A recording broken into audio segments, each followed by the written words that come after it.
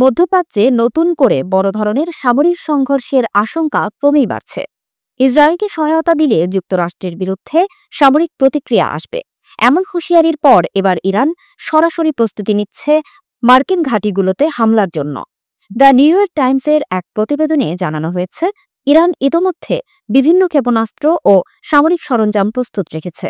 মার্কিন গোয়েন্দা বিশ্লেষকদের মতে এসব পদক্ষেপ প্রতিশোধমূলক হামলারই ইঙ্গিত দিচ্ছে। যুক্তরাষ্ট্রের কর্মকর্তারা জানান, ইরান এই মুহূর্তে মধ্যপ্রাচ্যে মার্কিন ঘাঁটিগুলোকে লক্ষ্যবস্তুতে পরিণত করতে পারে যদি ওয়াশিংটন ইসরায়েলকে সামরিকভাবে সরাসরি সহায়তা করে। ইতিমধ্যে ইউরোপে ৩ ডজনেরও বেশি জ্বালানিবাহী বিমান পাঠিয়েছে যুক্তরাষ্ট্র। এই বিমানের কাজ হবে মার্কিন বোমারু বিমানে আকাশপথে জ্বালানি সরবরাহ করা, বিশেষ করে সম্ভাব্য ইরানি পারমাণবিক স্থাপনাগুলোর ওপর হামলার সময়। এই পরিস্থিতিতে ইসরায়েল হোয়াইট হাউসের ওপর চাপ সৃষ্টি করছে যেন যুক্তরাষ্ট্র ইরানের বিরুদ্ধে সরাসরি অবস্থান নেয়।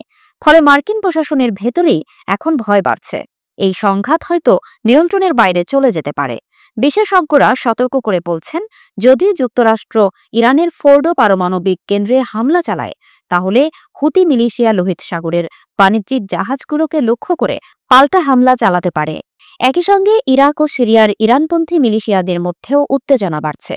তারা সেখানে অবস্থিত মার্কিন ঘাঁটিগুলোতে সরাসরি আঘাত হানতে পারে বলে আশঙ্কা করা হচ্ছে। এই প্রেক্ষাপটে মধ্যপ্রাচ্যের বিভিন্ন দেশে যুক্তরাষ্ট্রের সামরিক ঘাঁটিগুলোতে সর্বোচ্চ সতর্কতা জারি করা হয়েছে। সংযুক্ত আরব আমিরাত, জর্ডান এবং সৌদি আরবে মোতায়েন কমান্ডাররা আগেই প্রস্তুত অবস্থানে আছেন। বর্তমানে পুরো মধ্যপ্রাচ্য জুড়ে যুক্তরাষ্ট্রের প্রায় 40,000 সেনা অবস্থান করছে।